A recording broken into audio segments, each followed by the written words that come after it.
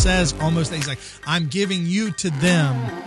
Lead them. Be a beacon to them. It says they wish to be a good planet. They just haven't seen the light. And Superman says, no, I'm going to step in and save them. I'm giving you to them, the people of Earth. I'm giving you to them, but don't interfere in anything. And then my question for discussion would be, what is the light? I think in today's world, it's really important to talk a little bit about how important it is to have a sense of objective morality. All right, everybody, welcome back to another episode of the Watch Well podcast. My name is Parker, and this is my co-host, Nick.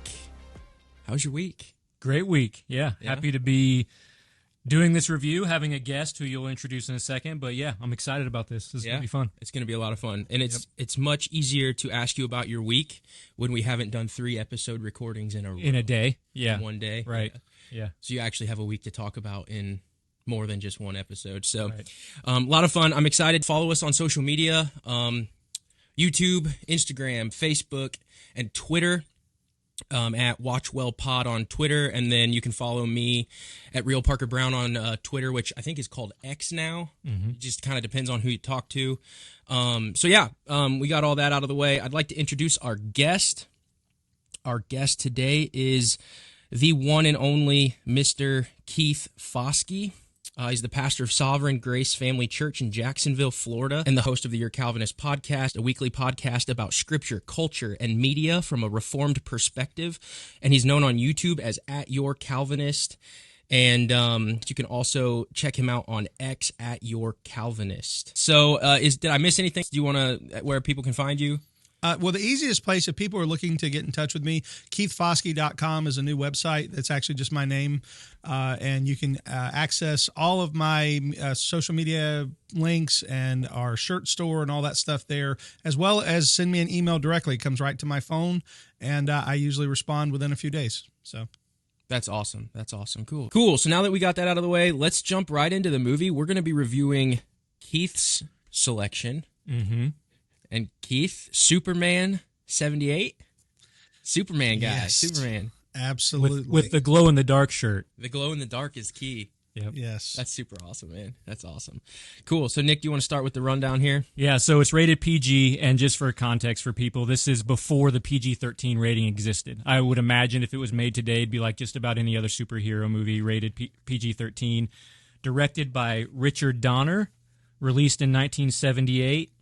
Made $134 million at the box office in 1978, which means today that's probably like 500 or 600 million in today's dollars. So it was, even though that doesn't sound like it stacks up to modern movies, it absolutely does in terms of the number of people who went to see this movie and how big of a hit it was. Received very, very good reviews. From both critics and audiences. So, I know Rotten Tomatoes isn't the best source nowadays, but the Rotten Tomatoes score is 94%. So 94% of critics call it a great movie, and then 86% for the audience score. IMDb, 7.4 out of 10. And then Letterboxd, 3.7 out of 5. So by all accounts, very good movie. One of the, on Rotten Tomatoes, one of the highest rated superhero movies that exists even still today. So that's the rundown of the film. But I also just want to take a second to highlight the director, because when you're watching a film and you don't want to just check out and, take what it's giving you, but if you want to actually think about what are the messages and themes, it's a really good idea to pay attention to who's making it, who is making this film. And then you can also look, if it's a pre-existing character like this is, comic books, you can look at the history of the character and things like that as well. But Richard Donner is probably one of the most accomplished directors in film history, has a huge filmography of a ton of really popular movies, including Superman, the Lethal Weapon series, all kinds of really popular movies. And I just have this little short snippet to read here about his legacy and impact on cinema. It says, Richard Donner's legacy lies in his ability to create memorable adventures, inspire fellow filmmakers, and entertain audiences across generations. Wow. So, I mean, if you were to look, he has a 50-year, I think he died in 2012 or something like that, but his career spanned 50 years. So lots of movies. If you go and look at his filmography, you can probably learn at least something about his worldview, and you can see some of the things that some of the trends that are consistent across his filmography. So just want to throw that out there with him. So that's Richard Donner. Interesting. Super cool. Keith, I'm actually interested in your perspective. For IMDb, 7.4 out of 10. I think, from the little I know you, you're going to disagree with that rating. Well, I think that it's fair in that it's taking into account probably the mindset of people who are looking at this from a now looking back perspective versus where I'm coming from. I was born 2 years after this movie came out.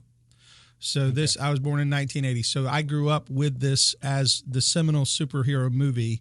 And so for me, there's the nostalgia part that I admit creates within me an understanding that this is better than the others because, and I'll talk about why I think it's better in a bit, but ultimately when someone compares this movie to something like Endgame, when someone compares this movie to something like that,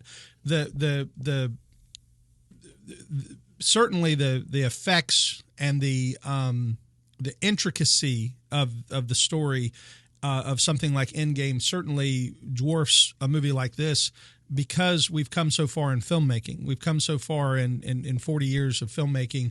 The game has changed. And so I understand where it falls in the minds of many people. Most people who are giving IMDb scores are probably going to be, within that 20 to 30, maybe 40-year-old range. They didn't grow up with this. They haven't seen the evolution. They don't know how this movie inspired other movies and how it created a genre that didn't exist prior to that. That's why it's where it is. But and that's why I think it should be higher. But I understand why it's not. So that's my thinking. I think that's very fair for sure. I would actually say, we were watching this together last night, and I've seen it countless times. But one of the things that popped in my mind as we were watching it was just trying to imagine, okay, what would it have been like seeing these effects in the theater in 1978? Absolutely. Like, how much would my mind have been blown at the time that they were able to do these flying scenes and, the destruction of Krypton and the spacecraft flying through space as, that's transitioning and Superman is aging a little. Or even when he catches the helicopter. Yeah, he even things like a helicopter and he puts it back up on top of the building. Right. So by today's standards, you can kind of see some of the flaws and some of like how you can looks like a miniature model and you can see some of that, but it's still amazing to watch and think about. Okay, when you put this in its context, in its time, how amazing these effects would have been for people who are watching it. When it came out in theaters. It's just incredible. And creating those effects as well would have been much more difficult then. It would have taken much more cinematography skill because now you can just throw in a green screen and, there's still skill involved with creating digital effects and all of that, but it's much more manual back then. I'm sure they used miniature 3D models and all of these things to film some of the scenes of more of like a drone shot or something far away or of a landscape or something. But definitely, you know what I'm saying? Yeah. Can I mention just something? Yeah. Go for it. Yesterday I was watching a little short documentary on the film Spaceballs. Now I know that's a weird yeah. Maybe I'll come back and we'll do a Spaceballs episode. But we'd love it. But in this little documentary, I don't know if you remember Spaceballs, but the whole joke was the guy was flying an RV through space like it was a Winnebago spaceship, and when they were showing the documentary, there was a miniature Winnebago on set. It was about maybe like a third scale Winnebago that they were flying through, and I'm like, no one would build a third scale Winnebago spaceship today. They would just create it. Yeah. They would create it in a computer program, and movies have become. And I don't mean this in a way that's meant to be derogatory, but hear me out. Movies today have become fancy cartoons. Because we've gone away from practical effects and moved into all digital effects. And what happens with digital effects is you realize you're really watching something that someone has created in a program, like a drawing program, and therefore it loses some of that feel of the realness. In the Superman film, the poster, which I have here, the tagline of the poster was, "You will believe a man can fly." That was that was the tagline. And if you specifically watch the flying scene right after the helicopter, when he lays the helicopter down, Margot Kidder, Lois Lane, she falls down, she faints. He flies away, and he is on ropes. I've seen the making of it and how they did it. He's literally flying the same way David Copperfield flew in his Magic Act. I don't know if you've ever seen David Copperfield's Magic Act where he flew. He basically is using wires. He flew on wires, and he really looked like he was flying. It didn't look like a digital effect. It didn't look like a cartoon. It looked like a dude lifted up off the ground and flew away. And that, to me, is the best looking scene of the whole movie, as far as just what looked like that really happened. And so, I imagine in 1978, people were losing their minds. Yeah. And there are some very few. I totally agree with you that most, at least big budget modern movies are essentially just really fancy cartoons. There's just a few directors who don't follow that path. So like, Christopher Nolan with the Dark Knight series, very few actual digital effects. It's all practical, and they're really crashing a plane and a helicopter and flipping a semi and doing all that stuff. But it's incredibly rare. J.J. Abrams would probably. I don't know. I'm not sure. I love it. I love it when they're willing to do it, and I know he's a little crazy, but someone like Tom Cruise who goes out of his way to do practical effects. Absolutely, yeah. I mean, he strapped himself to the side of a plane and really took off. I mean, who does that, right? You don't have to do it, but he did it. Yeah. And in 20 years, when somebody's watching that scene, it'll still feel real. Yes. Yeah. But the digital cartoon animated effects in 30 years, with all those advancements that happen over that time, it's probably not going to feel real anymore. Like Endgame will not, even though I really enjoyed Endgame. Oh, sure. But even, it's a great movie, but it won't hold up 20, 30, 40 years in the future the way that practical effects will, because it's just not real, right?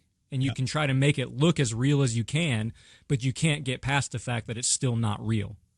So, yeah. And let me throw this out. I want to say, too, and I'm not trying to poo-poo on Endgame, because, again, it was a great film. When I watched it, when I watched the Infinity War and Endgame back, in the theater, I went to both. I mean, I cried. I get emotional in movies. Don't judge me. But no, you're good. There's emotion in the movie, and it's a really good storytelling. But I have not rewatched those movies the same way I've rewatched Superman 78.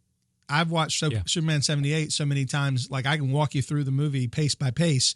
You guys said you watched it last night. I didn't need to.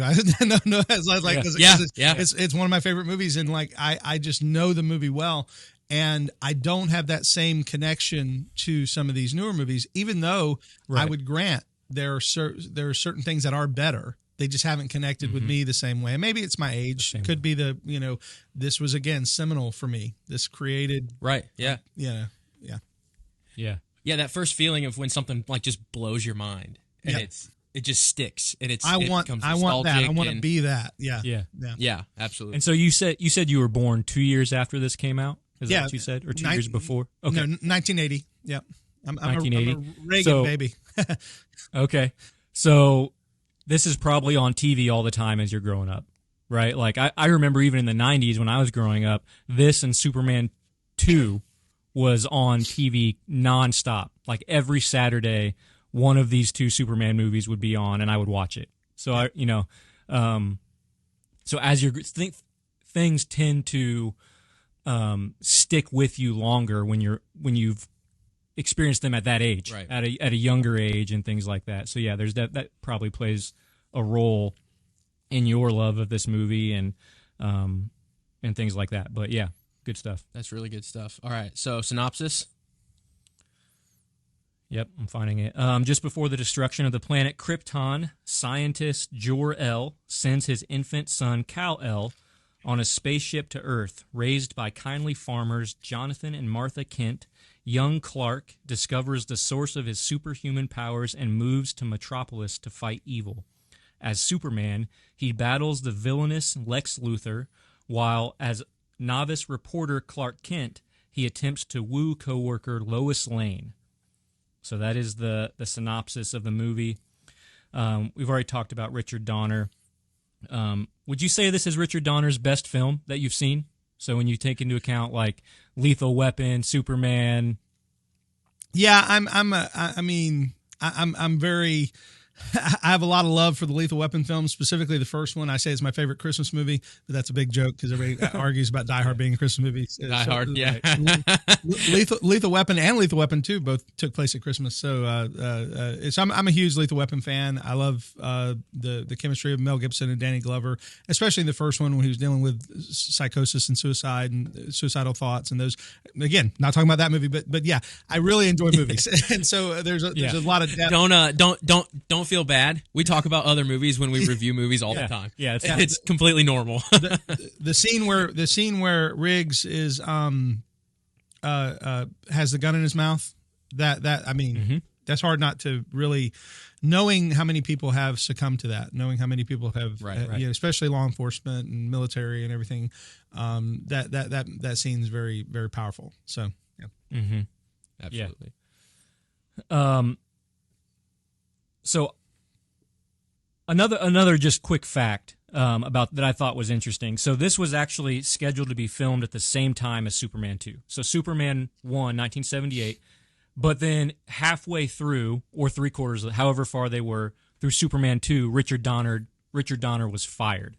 Yep. Now, I have no idea why he was fired and why he didn't finish the movie, but then so Superman 2... I can't remember the name of the new director, but somebody else took over and finished out that film. They decided not. Okay, and they decided not to give Richard Donner any credit for the film, so he's not credited in any capacity on Superman 2 until, you remember a few years ago everyone was going crazy about the Snyder Cut, right? Let's get the Snyder Cut of Justice League. Well, that happened long before that ever happened with Zack Snyder with Richard Donner, because everyone wanted the Donner cut of Superman 2. So interesting. So that's been released as an alternate version of Superman 2. And one of the reasons I bring that up is because as a kid, I always enjoyed Superman 2 with General Zod more than Superman 1. Yeah. So that was just my perspective as a kid. Is I really liked the storyline and Zod and his and the two others coming into Metropolis and seeking revenge and all of that. I just really enjoyed that storyline. But so this movie, total success, right? Critical success, audience success, box office success. Yet all of that isn't enough to save the director from being fired, even though he's one of the most famous directors to ever exist. So I just I find that very interesting. And I don't know if I've ever seen the Donner cut of Superman 2. I've only seen the version that's on that has been on TV. So, but anyway, it is. I would, because I have a lot to say on this subject. And I don't want to go for it too far. One, the arguments over why he was fired, that's hard to get into because a lot of speculation on that, a lot of back and forth and different opinions. But Richard Lester brought more of a campiness to the second movie, and he played up some bits that were more comedic, which were sort of take you out of the film. Like the very beginning of the movies, like there's a lot of slapstick things happening, paint falling on people and stuff, is when things are happening, and so that was all Richard Lester. So when you watch the Donner cut, a lot of that stuff's gone. It takes a much more serious approach to the movie. In some ways I prefer the Lester cut because that's what I grew up with. So seeing the Donner cut is like seeing just a different movie. Like there's so many different parts. But it was filmed at the same time. It was filmed for the purpose of creating a movie, and then a year later having the sequel, or 2 years, however long. But it was the intention was we're going to have this is going to be. They knew they had something here. There was going to be more than just a one-off. And what's interesting about that is a similar thing happened with the second and third installment of Back to the Future. They filmed both of those at the same time. And when you know you're going to have that creates a great continuity between two films. Like in the second and third Back to the Future, there's just so much continuity because they knew what they were doing. They didn't have to create a sequel out of thin air. And so it is with Superman 1 and 2. Superman 1 introduces General Zod, which is Terrence Stamp, at the very beginning of Superman 1. The opening. And you wonder, like, who is this guy? He never comes back into play in the first movie. Well, and you're expecting him to come back, and never does, because they're setting up the sequel. Which, I mean, that's genius when you know you're doing. I mean, it's kind of like MCU before MCU. That's right, except for instead of happening post credit, it's happening in the opening scene of the film. Right, yeah, that's fair. Yeah, absolutely. By the time the end of the movie comes, you've forgotten that guy, and then in the next movie, boom, he's back. There he is. Which is super interesting, and you can correct me if I'm wrong, because I'm gonna full disclosure, I have never seen Superman 2. Okay. So, but what's interesting is the way you guys are talking is the Superman. We were talking last night about the Superman movie, Man of Steel.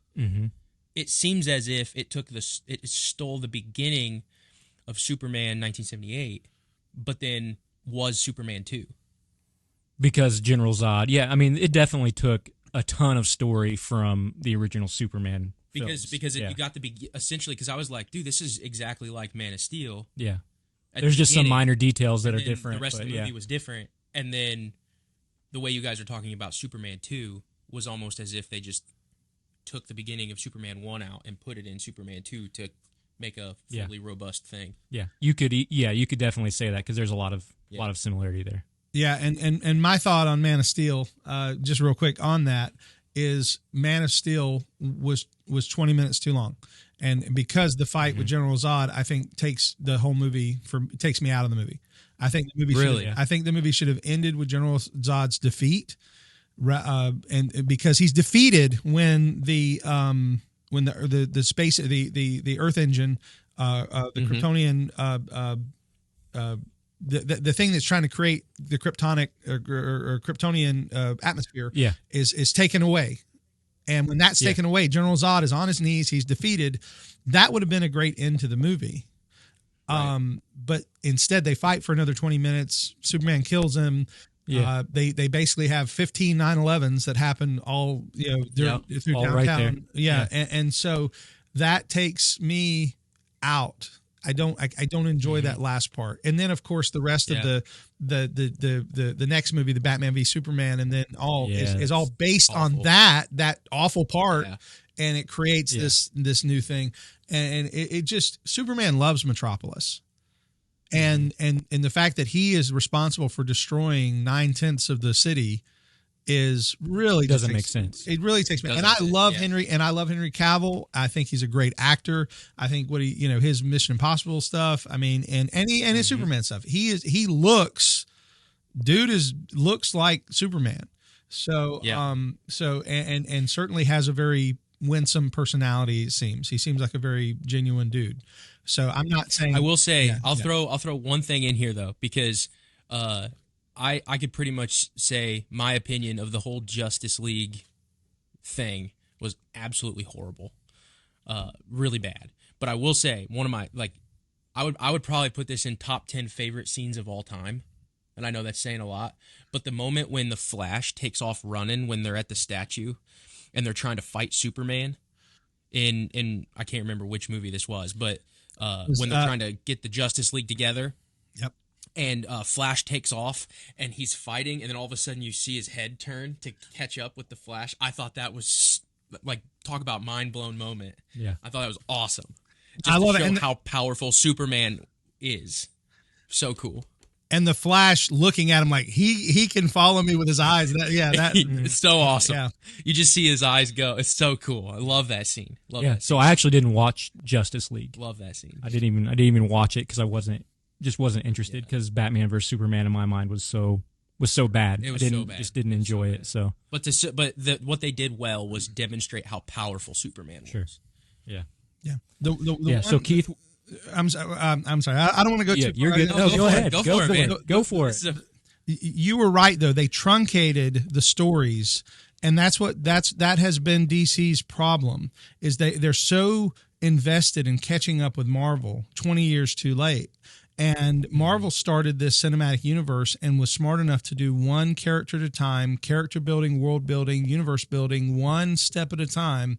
And they've gone off the rails now with all the different, you can't follow it anymore because it's multiverse and all this stuff. It's no fun anymore because there's no continuity.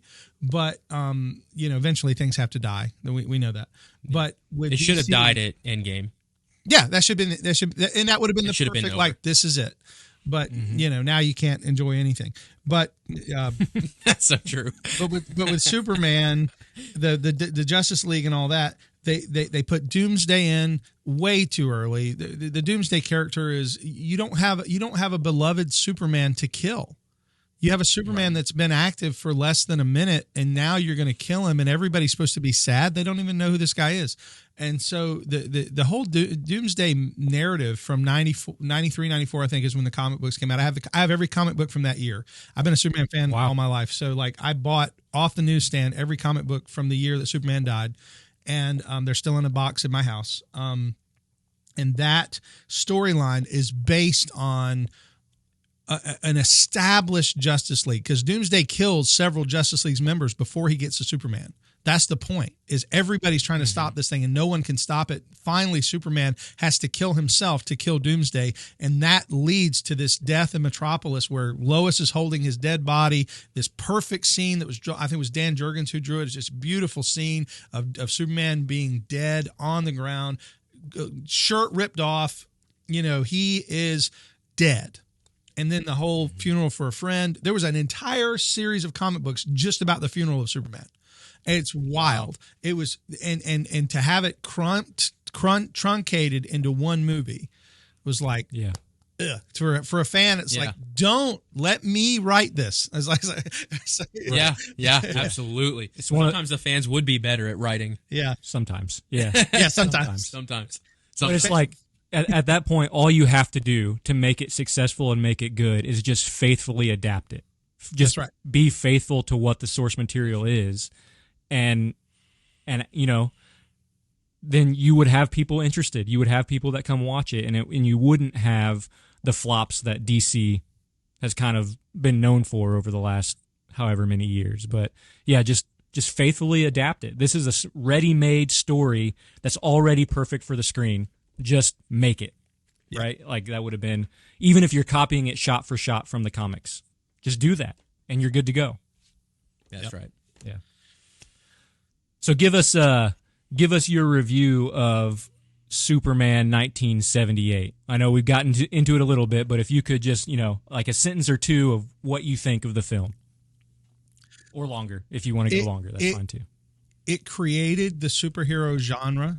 Prior to this movie, that didn't really exist. So even though there was, the campy Batman movie that came out of the TV show with Adam West, and I love Adam West. I love what he was trying to do. He was trying to make Batman for families, and he did a good job. I think '89 Batman is the benchmark that everything built on after that, though. Nolan, even I didn't hate Ben Affleck. I thought Ben Affleck was a good Batman, even though the movie suffered because of writing. I think he did a good job. So, but Superman started it all. '78 Superman creates a genre that didn't exist and establishes that you can have a legitimate, and I'm going to use this phrase, grown-up movie about a superhero that's not just for kids. It's not George Reeves, who was great, but George Reeves, again, was a TV show, sort of like Adam West, who was, he was smiles at the end and everybody laughs, oh, Jimmy, ha, ha, ha, oh, Lois, that's kind of the way. Christopher Reeves created a character that people make fun of today, but people don't understand the reality. People say no one could just put on glasses and fool people into believing that he's not really Superman. I mean, he looks just like him, and he's working with the greatest investigative journalist in the world, Lois Lane. How does she not see who he is? And the answer to that is Christopher Reeves shows us why. Because Christopher Reeves played two different characters. When he played Superman, he was not playing Clark Kent. And when he played Clark Kent, he was not playing Superman. He demonstrated his range as an actor by playing two parts in the same film. And in doing so, he demonstrated how this works. Clark Kent was a goofball. He slouched. He parted his hair on the other side. All these things which may seem like subtle and incidental and non-memorable things, everything mattered. No one would see this guy tripping down the road and say, yeah, that's Superman. That's Superman. And Lois's blindness has always, I think, could always be attributed to her love for Superman. There's no way this goofball who sits next to me is the man that I love with all my heart. And the movie is really their love story. Love story of Clark wants Lois to love him, and Lois wants to love Superman. And he could easily have Lois if he just said, I'm Superman. But he doesn't because he wants her to love Clark, because Clark is who he really is. This is it. The difference between Batman and Superman is Batman and Bruce Wayne is the costume. Bruce Wayne is the mask. 100%. In fact, there's a scene in a comic book where the Wonder Woman has her lasso of truth and wrapped around Batman, and she says, "Tell me your name," and he says, "Batman." Like that's the truth. That's who he is. But with Superman, it's the opposite. Superman is really Clark Kent. He is the byproduct, and this is going to bring us into some of our theology later. He is the byproduct of two fathers, but the father that influenced who he is as a man was Jonathan Kent. The father who gave him his power is Jor-El, but the father who gave him his person is Clark or is Jonathan. And we see the character who plays Jonathan in the movie. He's the older man, and I hate that he died, because this is one area where I think, and I'm going to bring up again the TV show. I loved Lois and Clark, the newest of the Adventures of Superman with Dean Cain. Watched it every week when I was growing up. I loved Dean Cain, and but the best part of that movie was his parents were alive. And his parents were active in his life, and they helped him make moral decisions. They helped him create to establish who he was as a person, this farm town boy. And the guy who played his dad was, I can't remember his name right now, but that actor was just so fantastic. And and then of course in Smallville you had Snyder playing who was the guy from Dukes of Hazzard. I forget his first name. Is it Tom Snyder? No. Anyway, that sounds right. Yeah, that sounds right. I'm not sure though. That sounds right. But I think they did a good job with that too. He's trying to teach his son how to be a good man. And so Clark is truly who Superman is, and Superman's just a costume. So all this, there's just so much about this movie. Oh, and last thing, so good. For my review, the ending of Superman 1 was actually filmed. It was supposed to be the ending of Superman 2. When he flies around the Earth and turns back time, that's supposed to be how he defeated General Zod. That was one of the major changes of the film, was that him flying back in time was supposed to be saved for the second film. They used it in the first film, and that became the MacGuffin that kind of hurt the series, because what happens after that is everybody says, well, if anything really bad happens, Superman could just turn back time. And that became a problem later, because the question was, well, why didn't Superman just do that again? And the answer from fans has been like, well, it only worked because it was Lois who was dead, and he loves Lois so much, therefore he was able to do this one time burst of energy, that he was able to do this miraculous thing. But it's the part that everybody makes fun of. You know, if you can fly back in time and start over, then you really have no problem. You can do it. You can't be defeated. Right. Yeah. I actually, so watching it, I felt like that. I understand the kind of criticism of how does that then extend to future films that are in the series, and why doesn't he just do that all the time? But the agony that he experiences and lets out that scream when Lois dies, right, in that earthquake, it makes sense to me that Superman doing that would happen right there in that moment. Now, I mean, obviously, if he can do it, then he can do it all the time, or, I mean, you would assume. But, just viewing it as a standalone film, this is just this Superman movie, I think it works. I just feel like it fits the moment extremely well, that Superman would be, like, just in this point of just absolute agony because this is the woman he loves who just died, and knowing that he didn't save her in that moment, right? He did not save her from dying just then, knowing that he can save just about anybody, but he can't save her then. And then to go and turn back time in the way that he does, to me, it fits the story perfectly. Now, obviously, I don't know what the ending would have been. I mean, maybe you have some insight into that, but I don't know what it would have originally been and what they changed it from. But I think it worked, if I'm just viewing this as a standalone film. Sure.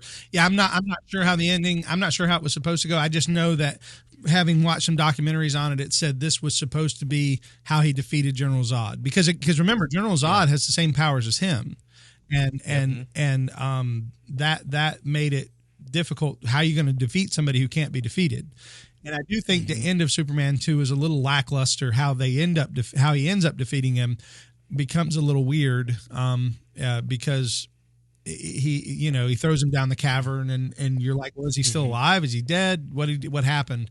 So anyway, but it's still great. I still love it. It's just it's like kind of makes you wonder, like, yeah, it's interesting, those decisions that are made when you're making a movie and how that they can affect the continuity of the film later, if it's a trilogy or if there's a sequel, or just interesting.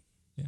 Well, especially when you're filming it as one, and you have a plan, so you're filming these scenes and you're filming it as one. I'm sure you're using certain locations and things, and even if something's not happening until 2, you want to film it when you're filming at that location. Yeah. And then to take some of those scenes and reorganize them. Yeah, that's interesting to think about.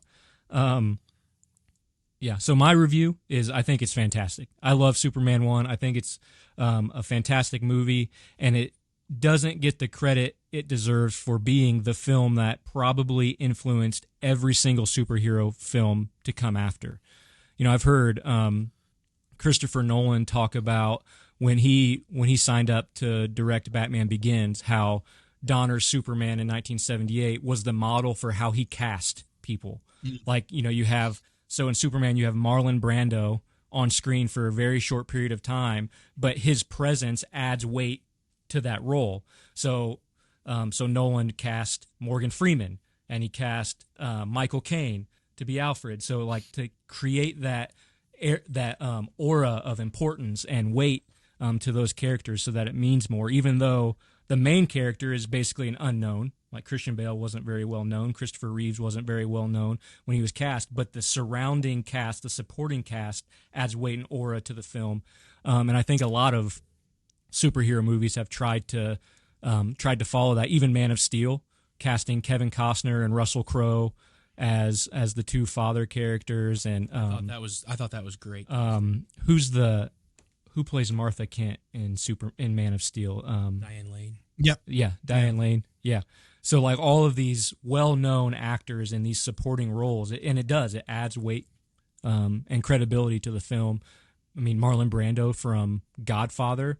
So you have this serious actor, and like you said, it proved that you can make an adult superhero movie, like a grown-up superhero movie, and having those actors in those roles added to that perception. So, it doesn't get the credit it deserves. A lot of people look to the newer X-Men, and not the newer ones, but the ones, early 2000s and early 2000s Spider-Man as kind of the films that started off the comic book movie trend. But I think you can attribute all of that to this one, to 1978 Superman. I don't think that I can add anything in terms of my review that you guys haven't already said. So I agree wholeheartedly with the dichotomy between Batman being Batman and the Mask being Bruce Wayne. And then in this movie, the comparison would be Superman is the Mask and Clark Kent is the actual character. Yeah. 100% agree with that. Yep. And can I add just one last thing before we move to the next? I know I'm taking a lot of time. You're good. One of the great character or one of the greatest actors ever to play the character of Lex Luthor in Gene Hackman. I can't believe I haven't said this yet, but Gene Hackman, one of my favorite. I mean, I love so many actors, but Gene Hackman just has a particular way of coming across, and he was comedic but sinister. And the greatest scene for him was when Miss Tessmacher, she says, "My mother lives in Hackensack," and he looks at his watch and he says. He just shakes his head. That is cold. That is ice water in your veins, and he just doesn't care. He's like, my mother lives. No, not anymore. No, she doesn't. Not anymore. And I mean, just dude was awesome, and had some great lines when he said, "I can't believe your brain produces enough energy to move your feet." He's talking to his henchman. I've used that as an insult. This is a great line. It's so good. That's a great cut. So anyway, so I just had to mention him. And again, you had Ned Beatty playing Otis. Ned Beatty's, you just talked about it having great actors. Ned Beatty is a phenomenal actor, and he's playing a goofball, but he's nailing it. Absolutely. He's being chased by the guys, and Lex Luthor says they followed you, and he goes like he didn't notice it. He's like looking for. I'm sorry. I just the everything I love. I'm sorry. Yeah. No, you're good. We love the passion. We love movies too, man. One of my favorite Gene Hackman movies is Enemy of the State. I think he did so good in that movie with Will Smith, and how he was just that grumpy old man that just wants to be left alone. Like, so good delivering. I love Unforgiven. I don't know if you guys are into Westerns, but I would say Tombstone, Unforgiven, are right up there in some of the top ever. And just his again, ice water in his veins. I'll be, and he's the bad guy, but yeah. Yeah.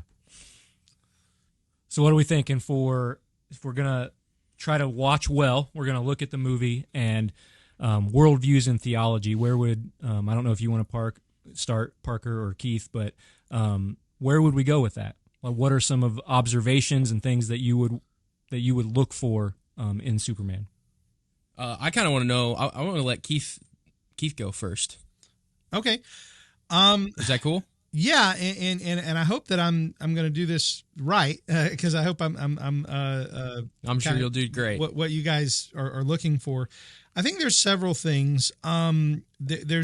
Superman has always been supposed to be, as a character, a representation of righteousness. Superman does what is right. He doesn't. One of the lines of the movie is, "I never lie," which is not true because he plays Clark Kent, but I guess he never goes and says, "I'm not Superman," right? Like he never says those words. So, but in his righteousness is based on his understanding of how he was brought up. There's a right way and a wrong way. And the tagline used to be, Superman fights for truth, justice, and the American way. The American way has been taken out of subsequent. Absolutely. It's not used anymore because people don't think there is a right American right way.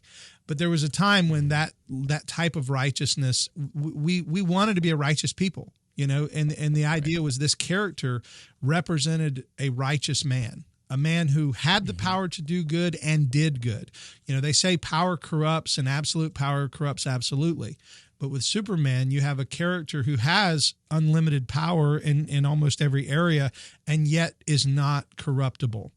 And so that's what from a theological perspective, it's trying to represent righteousness as Superman being the righteous one. And you can't help but step back and see a Christ motif for that. And a lot of people have made the comparisons. A father sends his son into the world to be a savior, and that son is then raised by another father who instills in him certain values and things. And it does, sort of remind people of the, God sending Christ into the world. Christ is raised by Joseph, and there are these connection points where the story is following this model not overtly, Superman doesn't get hung on the cross, right? But at the same time, he's seeking to do right in an unrighteous world. He's seeking to be the righteous man.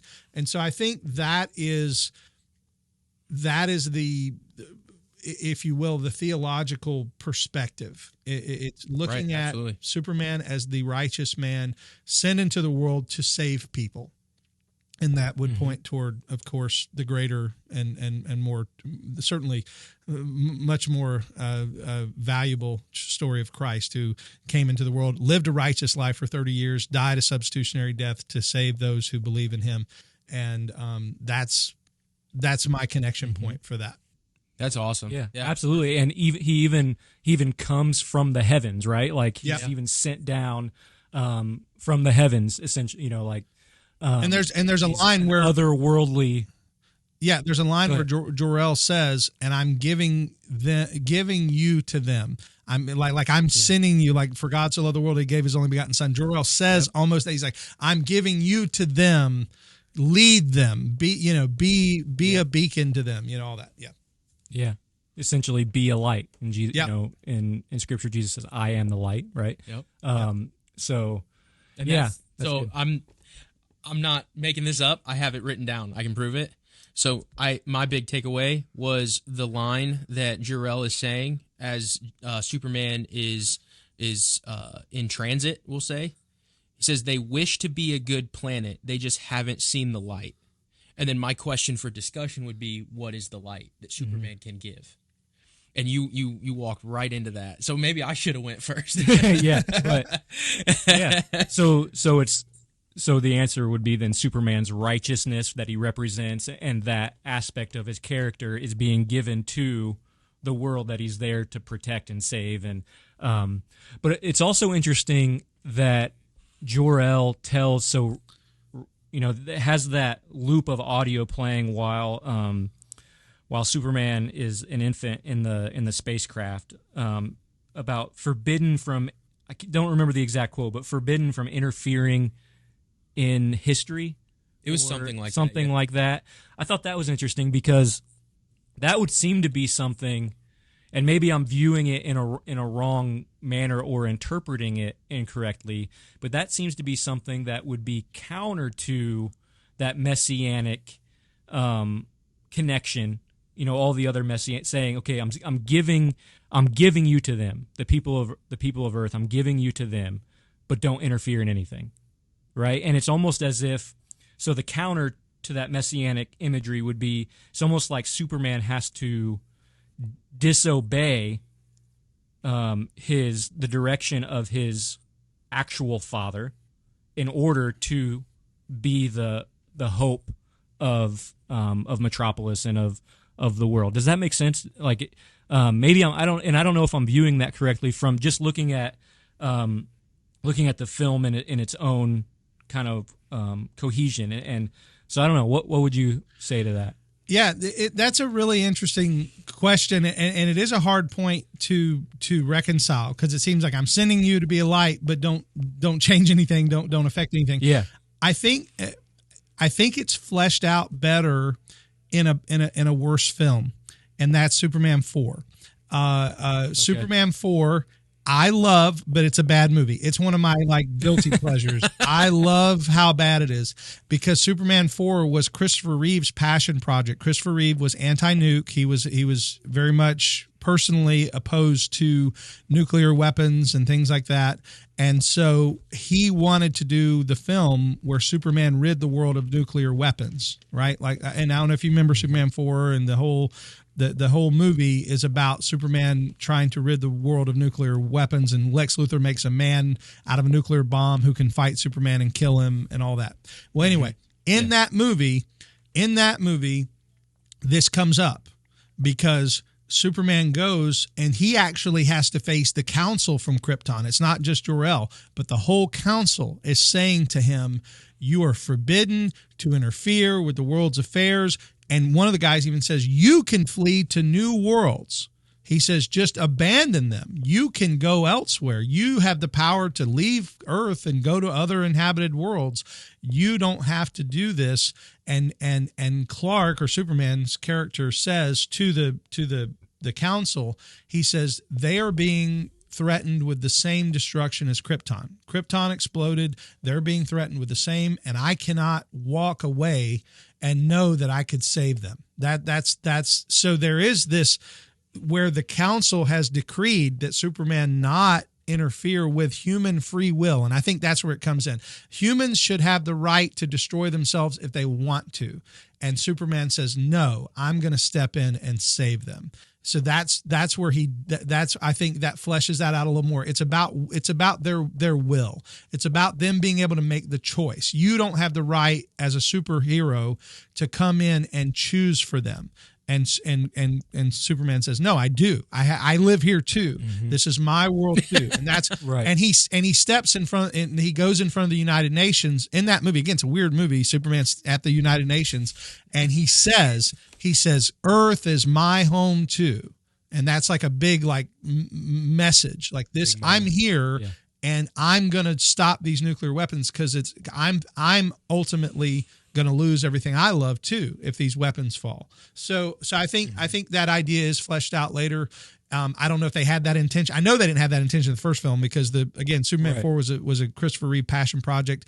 They only did it because he wouldn't do another movie unless they let him do this movie. There's a whole backstory behind that. And so Superman 4 is Christopher Reeve's version of Superman, which, he's a great actor, but I not a perfect storyteller. So yeah. And is that the one that's called Quest for Peace? Yep, Superman 4: The Quest for Peace. Okay.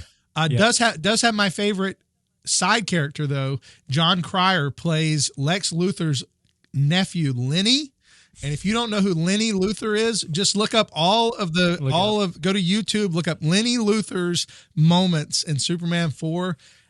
It's the best. John Cryer is just awesome. Yeah. And so yeah. I'll have to check that out for sure. So yeah, I enjoyed that one as a kid, but Lenny Luthor. It's been so long since I've seen it, I can't remember everything, but yeah. So. Yeah, I think it's really important to pinpoint. So we're talking about Superman. We're talking about parallels to a messianic figure. We're talking about how he is righteous in and of himself. And I think in today's world, it's really important to bring that to the forefront and talk a little bit about how important it is to have a sense of objective morality that is reflected from a perfect God that is outside of us. Mm-hmm. Because, we would all agree that moral relativism is rampant, and that's the main reason why everything is so wrong in today's culture. So I just kind of wanted to open it up to wrap on that a little bit. Ask Keith your kind of thoughts on that with the movie and how it relates today and stuff like that. Well, just the taking America out of it for just a second, when the tagline for Superman is truth, justice, in the American way. Today, you say, well, we stand for truth. Well, what is truth? Truth is your truth. You're living out your truth. Truth is relative. Justice. What is justice? Well, it's social justice. It's equity and equality and DEI and all that stuff. It's not about real, genuine justice. And so to say that you have someone who represents truth and justice is hard for people to swallow nowadays. It just doesn't seem to exist. And yeah, I think that, like you said, that's part of the problem in the world that we live in now. 40 years post the film, 46 years. We're coming up on 50 years. Wow, that's wild. That's crazy. Yeah. And so yeah, we're in a much different place as far as how we understand those concepts. And modern superheroes can't do that. Think of the modern superheroes are almost anti-heroes in that they push their flaws, they push their failures, and they push their brokenness. Tony Stark's has these problems. Playboy billionaire. And so I one time heard someone say the difference between Marvel and DC is that Marvel has characters that you can relate to, but DC has characters that you want to live up to. And I think the one among them that's the most is Superman. I think people dream about being Batman because we have a vengeance side to us. We want to see justice done by whatever means necessary at times. So there's a street justice aspect of Batman that we like. Plus, we like the fact that he's human and we can relate to that. Batman is just a human who really trained hard and has a lot of money, and like we could see that being like it's like Seinfeld said, right? When we look at superheroes, we're not looking at fantasies, we're looking at options. Like who's the option? And Batman's the option because he's a real dude. But Superman's the icon that we want to live up to, and that's truth and justice is part of that. Yeah, that's really good stuff, man. In that moment because I think they actually say that quote in the film, "Truth, Justice, and the American Way," right? They do. That has the potential to be the cheesiest, most unnatural line that anyone would ever say, but it's not, right? Like, because of who Superman is, it's genuine.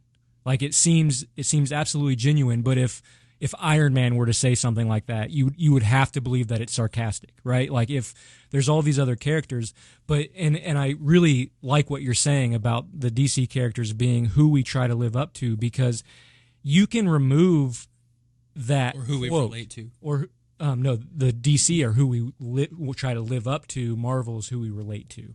Oh, right? Okay. Yeah. I think I got that flipped. Yeah. So, like, so in modern movies, you can remove that quote, "Truth, Justice, in the American Way," but if you remove the actions that Superman and the mentality and motivation that Superman has from him, he has to still be about, regardless of, if you remove that quote or not, he still has to be about truth, justice, and the American way, or he's not Superman anymore, right? So his actions have to show that that's still who he is, even if you don't want to offend anybody with the quote, and you want people in China to go to the film and make a bunch of money at the box office, so you're not going to put that in there and things like that. He still has to be about that, right? Like, and you still have to have this, like what you were saying earlier, you still have to have this righteousness about him, or no one cares. Like, if he doesn't have these attributes, no one cares about Superman. No one cares about him anymore. It's not a film to try to go see and connect to or get involved in, and it's not a story that anyone will ever want to see unless he still has those characteristics and attributes. And just that reality tells us that whether we want to acknowledge it or not, we're all longing for that person outside of us who displays this perfect righteousness. Amen. We're all longing in our hearts, whether we suppress it or whether we are Christians and acknowledge it, we're all longing in our hearts for this person to be what we can't be, to be what we are incapable of being, because we know how flawed and sinful we are. And again, even if we're not willing to say it in those terms, we know how our thoughts, and we know the ways that we fail constantly, and we want to look to someone outside of us as this image of perfection. And the reality is, the fact that we're drawn to Superman proves that we also need Christ. Like, we also, our draw to Superman should direct us to the one who actually was this, right? Amen. The one who actually was in history and was these attributes, was righteous, was perfect, was loving, and did everything that I can't do, right? And so I just feel like our love of Superman, if we were honest with ourselves, would be a proof or evidence for the fact that we should also be looking to Christ. And it's one of those moments where, we suppress, unbelieving people suppress the truth and unrighteousness. It's one of those moments where being, it's written on our hearts, being created in the image of God, we can't help but be drawn to that image of perfection. So yeah, I think that's my biggest takeaway from the film, is just the condition of our hearts, our imperfection, and our want and longing for that righteousness. Yeah. Amen. I think that was good. I don't know. I think that summed it up pretty well. But we're at an hour. Keith, we really appreciate you coming on the podcast, and I want to congratulate you here again on 100,000 downloads. Isn't that what you posted on Twitter? Yeah, that was for our audio podcast. Yeah, we've been doing that for a few years and done well. But most people find us through YouTube. Most people find me through the comedy stuff that I do. I do a lot of funny videos, and so those have gotten a lot more attention. But the podcast is growing because of that. We're getting our audience from the people say come for the funny, stay for the theology. So. Yeah. I love that. Yeah. I love that. And I'll just give you a quick plug. I listened to I think it's your most recent episode where you talk about your church and the history of your church and how you've come to more like reformed biblical focus and that transformation. I really was encouraged by that podcast and thought that story was really intriguing and fun to listen to. Okay, yeah, I was listening. Thank you. Yep. Yeah, and I saw the God Bless the USA Bible, and I was in stitches, man. I was laughing. Yes. I was like I was in this coffee shop. My wife was actually running a half marathon. She did that Sunday, and I was in this coffee shop, and it was just me, another person, and the workers, and I was laughing out loud, and they probably thought I was crazy, but yeah, the Post-it note from Donald Trump's desk. It doesn't say anything. But it was on his desk. It was so good. It's like perfect. This is perfect. Yeah. So yeah, I would definitely recommend your stuff. If you guys are watching, go head over and check out Keith's YouTube channel and website for sure. And again, we really appreciate you being on, Keith. Absolutely, guys. Thank you so much for having me. This has been one of the most fun hours I've had in a while, just because this is a subject I enjoy so much. So thank you. Yeah, you're welcome. All right, guys, we will see you next time. Hey, guys, it's Parker from the Watchwell Podcast. If you liked this video, we want to go ahead and have you subscribe right here on this button. If you want to watch the full podcast episode, go ahead and click right here. And if you want to watch another Watchwell clip, go ahead and click right here. And remember, if you're going to watch well. We'll see you in the next one.